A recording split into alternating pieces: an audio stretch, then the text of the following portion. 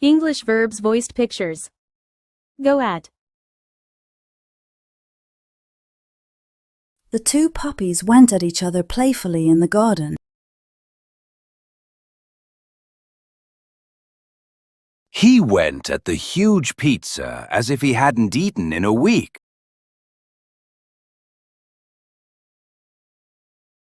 I don't know how to fix this, but I'm ready to go at it and learn.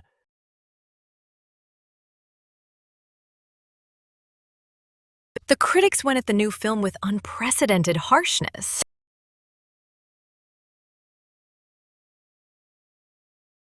She went at the cleaning with such energy that the whole house sparkled in an hour.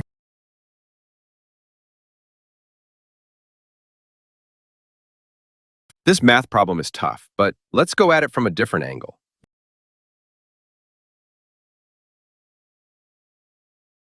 I saw two men go at each other in the street, and I immediately called the police.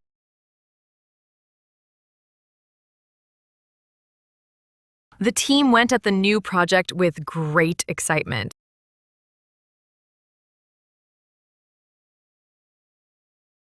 The journalist went at the politician with a series of uncomfortable questions.